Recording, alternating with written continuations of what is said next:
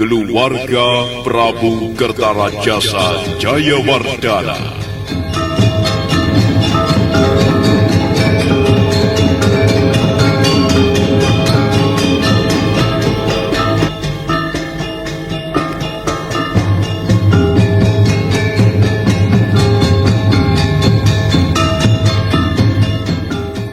Dalam seri ke-553 ini, didukung oleh para pemain, Ferry Fadli sebagai Arya Kamandanu, Idris Apandi sebagai Ramapati, Ivone Rose sebagai Sakawuni, Rio sebagai Panji Ketawang, Reza sebagai Tunggadewi, Eva sebagai Raja Dewi, Aik sebagai Raja Patni, Eni Budiono sebagai Tribuana, Andi sebagai Jaya Negara, dan Asdi Suhastra, pembawa cerita. Selamat menikmati.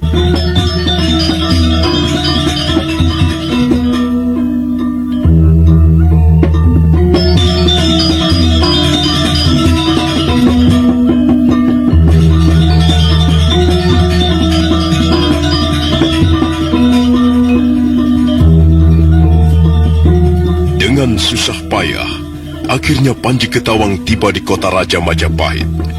Begitu menginjak pintu gerbang alun-alun, mendadak tubuhnya roboh. Beberapa orang prajurit segera menggotongnya dan membawanya ke rumah kediaman Sang Ramapati. 2 hari lamanya Panji Ketawang istirahat di rumah Sang Ramapati dalam pengawasan dan perawatan Ratanca sahabatnya. Arya Kamandanu dan Sakawuni bergegas menunggangi kudanya begitu mendapat laporan Panji Ketawang kembali ke Majapahit.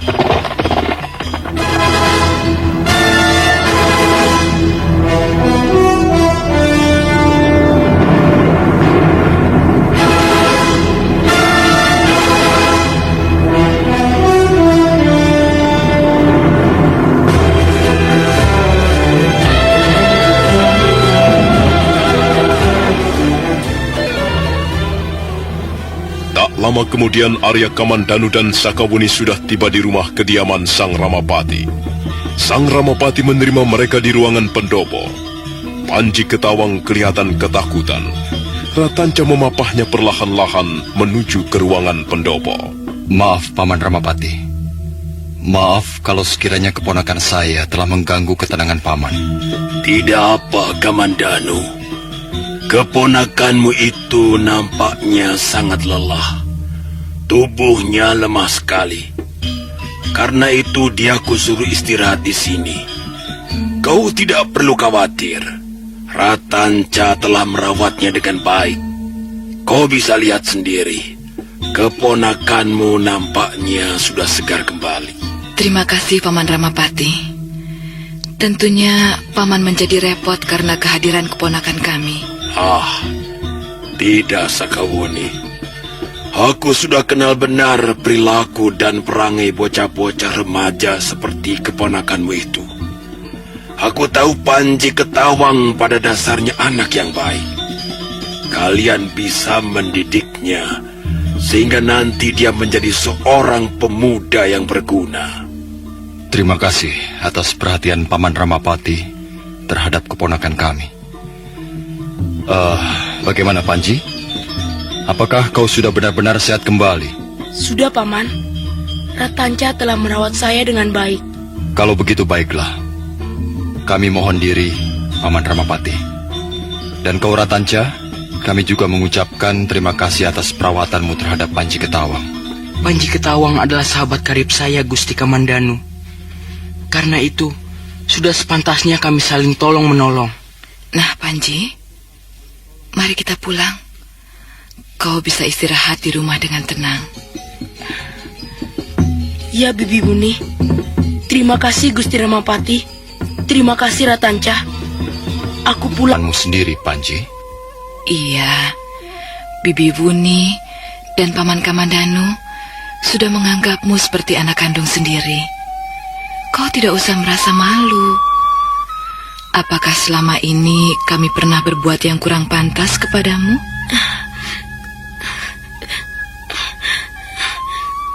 Tidak, Bi. Paman dan Bibi selalu berbuat baik kepada saya. Saya justru merasa tidak enak Saya telah berdosa besar kepada Paman Kamandanu. Lupakan soal itu. Dan pengalaman itu bisa menjadi pelajaran yang berharga bagimu. Lalu bagaimana dengan ayahmu, Panji? Entahlah, Bi. Saya tidak tahu kemana perginya. Saya sama sekali tidak menyangka mempunyai ayah kandung seperti Arya Dwi Pangga. Dia ternyata seorang pembunuh yang kejam dan jahat. Dia berkeliaran ke sana kemari untuk membunuh orang. Dan dia menyebut dirinya dengan pendekar syair berdarah. Saya melihat sendiri, Bi. Saya menyaksikan sendiri bagaimana dia membunuh orang dengan kepala dingin. Iya. Aku benar-benar prihatin mendengar cerita mengenai diri Kakang Dwi Pangga. Mengapa dia begitu tersesat jauh? Apakah dia salah memilih guru? Ataukah dia salah memilih ilmu? Yang jelas, dia masih menaruh dendam kepadamu, Kakang. Aku memang mempunyai kesalahan di masa lalu. Aku telah membuat tubuhnya menjadi cacat. Dan nampaknya Kakang Dwi Pangga tidak dapat melupakan peristiwa pahit itu. Nampaknya peristiwa itu terus membayang-bayangi hidupnya, sehingga api dendam tidak juga kunjung padam. Maafkan kesalahan ayah saya, Paman. Maafkan dia. Sudahlah, Panji. Sekarang kau sudah bertambah besar. Kau harus mulai belajar hidup mandiri. Jalan masih terbentang luas di hadapanmu. Kau tidak perlu berkecil hati. Di sini kau bisa belajar banyak. Tapi kau harus mau menuruti kata-kata pamanmu dan nasihat-nasihat bibimu. Kau tidak bisa berbuat semau-maumu. Iya, Bi. Mulai hari ini, saya akan berusaha untuk hidup secara baik. Saya akan menuruti segala nasihat bibi dan kata-kata Paman Kamandanu.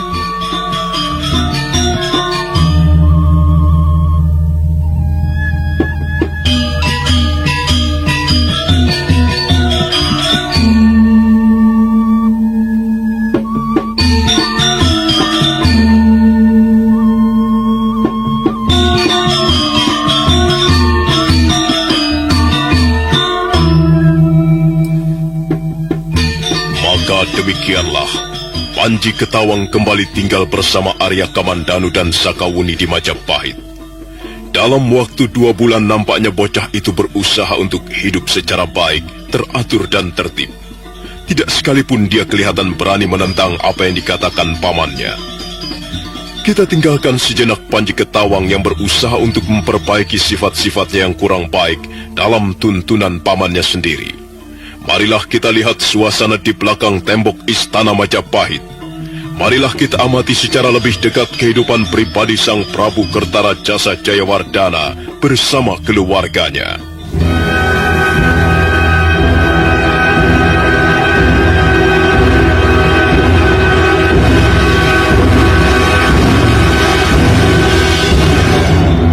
Seperti telah diceritakan dalam kisah-kisah yang lalu, bahwa dia Sang Kramawijaya yang setelah menjadi Raja Majapahit bergelar Prabu Kertarajasa Jayawardana mempunyai istri 5 orang.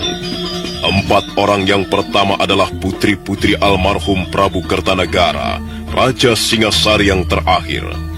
Istri yang paling tua bernama Putri Tribuana. Putri Tribuana terkenal sebagai seorang wanita yang disebut Mahalalita, artinya pandai atau ulung dalam permainan kata-kata. Kemudian istri yang kedua bernama Sri Mahadewi, yang selalu menjadi landasan percintaan Sang Prabu. Istri yang ketiga bernama Sri Paduka Jayendra Dewi, atau biasa disebut Pratnya Paramita, terkenal sangat setia dan mempunyai sifat-sifat yang luhur. Kemudian istri yang keempat bernama Dyah Dewi Gayatri, yang bergelar Raja Patni. Dyah Dewi Gayatri terkenal wajahnya sangat cantik dan paling dikasihi oleh Sang Prabu. Selanjutnya istri yang kelima adalah seorang putri yang berasal dari Suwarna Bumi. Nama aslinya Dara Petak.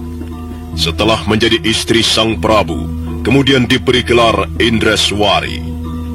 Maka demikianlah Sang Prabu Kertarajasa Jayawardana hidup rukun dengan kelima orang istrinya yang ditempatkan dalam sebuah istana kaputren.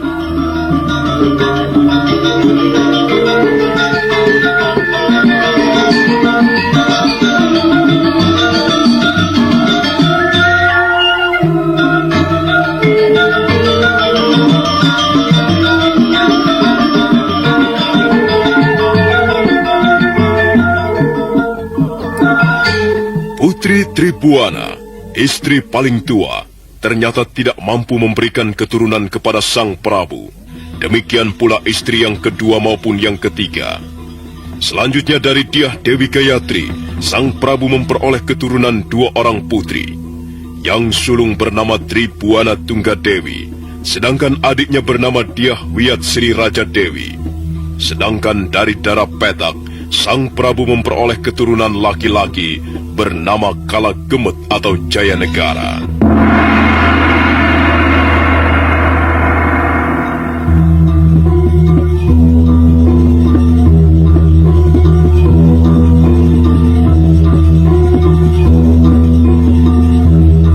Oleh sang Prabu Kertarajasa Jayawardana, Kalagemet atau Jayanegara diangkat sebagai putra mahkota yang untuk sementara waktu ditempatkan sebagai Yuwa Raja di kota Daha. Sedangkan 2 orang putrinya, Tribuana Tunggadewi dan Dyah Wiyat Sri Raja Dewi, diangkat menjadi Batara di Kahuripan dan Wengker. Kepada ketiga orang putra-putrinya, sang Prabu Kertarajasa memberikan latar belakang pendidikan yang cukup. Dalam hal ketatanegaraan mereka bertiga diberikan bimbingan oleh sang Ramapati ataupun Mahapati Hamangkubumi Nambi. Untuk mengenal seluk-beluk kerohanian, mereka bertiga dibina oleh 2 orang Brahmana dari aliran agama Hindu ataupun Siwa Buddha. Sedangkan untuk hal-hal yang menyangkut ulah keprajuritan, mereka bertiga dilatih oleh Sakawuni maupun Arya Kamandanu. Sakawuni biasa melatih Putri Tribuana Tunggadewi dan Dyah Wiyat Sri Raja Dewi di halaman belakang Istana Kaputren. Hiat, hiat, hiat. Hiat, hiat, hiat, hiat, hiat. Ya, cukup Tuan Putri, cukup. Bagaimana permainan pedangku, Bibi Uni? Bagus sekali Tuan Putri. Lihatlah, lengan hamba hampir saja tersayat pedang. Gerakan Tuan Putri sekarang sudah lebih cepat. Tuan Putri banyak memperoleh kemajuan akhir-akhir ini. Saya sangat gembira karena Tuan Putri nampaknya berbakat sekali memainkan jurus-jurus pedang. Bagaimana dengan diriku, Bibi Uni? Apakah aku juga berbakat memainkan pedang? Oh, tentu Tuan Putri. Baik Putri Tribuana Tunggadewi ataupun Putri Dyah Wiyat Sri Raja Dewi, semuanya berbakat memainkan jurus-jurus pedang. Tapi Tuan Putri berdua harus sabar berlatih. Sebab tanpa kesabaran, tanpa ketekunan, ataupun keuletan, kita tidak akan bisa memperoleh kemajuan yang berarti. Aku akan terus berlatih pedang setiap hari. Kalau aku nanti pandai bermain pedang, Kakang Jayanegara pasti tidak akan menggodaku lagi. Ya, Kakang Jayanegara selalu nakal. Dia sering menggoda kami, mengolok-olok kami, Bibi Uni. Gusti Pangeran Jayanegara pasti hanyalah bergurau saja, Tuan Putri. Hal itu tidak perlu dimasukkan ke dalam hati. Oh, lihatlah, Ibunda datang.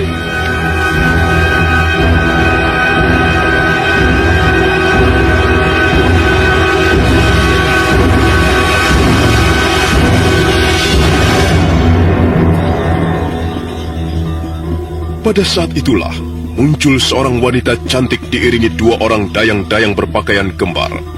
Wanita cantik itulah Dyah Dewi Gayatri atau juga disebut Raja Patni. Raja Patni segera menghampiri Sakawuni yang sedang memberikan latihan pedang kepada 2 orang putrinya. Sakawuni menghaturkan sembah 3 kali. Bangunlah Sakawuni. Aku hanya ingin melihat perkembangan putri-putriku. Bagaimana keadaan mereka sekarang? Ampun Gusti Putri. Nampaknya 2 orang putri paduka semuanya berbakat memainkan jurus-jurus pedang. Dan akhir-akhir ini hamba gembira sekali karena mereka berdua memperoleh kemajuan yang cukup banyak. Syukurlah kalau begitu. Aku Aku senang melihat anak-anakku cepat menjadi pandai. Tunggadewi Ya, Ibunda. dan kau Raja Dewi, Ya, Ibunda.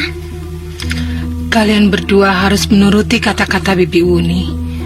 Kalian harus tekun belajar. Kalian tidak boleh membantah apa yang dikatakan oleh Bibi Wuni.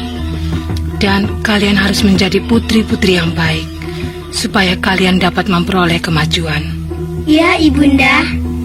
Sakawuni, kalau kau memperoleh kesulitan dalam mendidik putri-putriku, cepat berilah laporan kepadaku. Jangan takut-takut, sebab perkembangan ataupun kemajuan putri-putriku dalam hal ulah keprajuritan sudah kuserahkan kepadamu. Ya, Gusti Putri. Hamba akan selalu menuruti perintah Gusti Putri. Ketika mereka sedang bercakap-cakap, tiba-tiba dari samping istana Kaputrian muncul iring-iringan sebuah tandu. Rupanya Yunda Tribuana yang datang.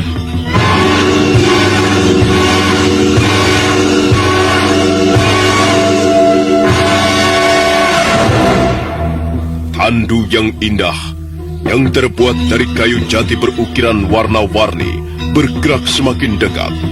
Keempat orang prajurit meletakkan tandu di tanah, dan kemudian muncullah seorang wanita dari dalam tandu. Dialah sang permaisuri kerajaan Majapahit. Dialah putri sulung almarhum Sang Prabu Kertanegara. Dialah yang bernama Putri Tribuana. Putri Tribuana segera melangkah mendekati adiknya yang bungsu. Selamat datang Yunda Tribuana. Apa yang kalian lakukan di sini, Dinda Raja Patmi? Oh, rupanya putri-putrimu sedang berlatih memainkan pedang. Iya, benar Yunda Tribuana. Mereka sedang berlatih memainkan pedang di bawah bimbingan Sakawuni. Ayo Tunggadewi, Raja Dewi, ayo cepat haturkan sembah kepada uwakmu. Hamba Tribuana Tunggadewi mengaturkan sembah Uwa Prameswuri. Hamba Dyah Wiyasri Raja Dewi mengaturkan sembah sungkem kepada Uwa Permaisuri. Iya, sembah baktimu kuterima dengan senang dan bahagia anak-anakku. Mudah-mudahan kelak kalian berdua menjadi putri-putri yang luhur budinya. Dinda Raja Patmi, apakah Dinda tidak melihat Kalagemet? Ampun Yunda Tribuana, hamba tidak melihatnya. Ampun Gusti Permaisuri. Kalau tidak salah, Gusti Pangeran Jayanegara sedang berlatih kuda di halaman belakang istana. Pagi-pagi tadi hamba melihatnya. Kalau begitu, baiklah. Aku ingin bertemu dengan Jayanegara. Ayolah, silakan kalian berlatih pedang lagi. Aku harus menemui Kalagemet sekarang juga. Sang permaisuri, Putri Tribuana segera kembali naik ke atas tandu. 4 orang prajurit mengangkatnya, kemudian membawanya pergi. Sementara itu 4 orang dayang-dayang berpakaian kembar mengiring di belakangnya. Ya, hubungan darah. Tapi Putri Tribuana sangat menyayangi Jayanegara. Demikian pula Jayanegara sangat menaruh hormat kepada ibu angkatnya. Sedangkan hubungan Jayanegara dengan ibu kandungnya sendiri biasa-biasa saja. Sebagai seorang pangeran, seorang putra mahkota yang kelak akan menggantikan Sang Prabu menjadi Raja Majapahit, Jayanegara memperoleh pendidikan secara khusus dalam berbagai bidang. Seperti di pagi yang cerah itu, Jayanegara sedang berlatih mengendarai kuda di bawah bimbingan seorang ahli kuda yang bernama Katurangga. Mereka mengadakan latihan di sebuah lapangan rumput yang cukup luas, yang terletak di belakang istana Majapahit.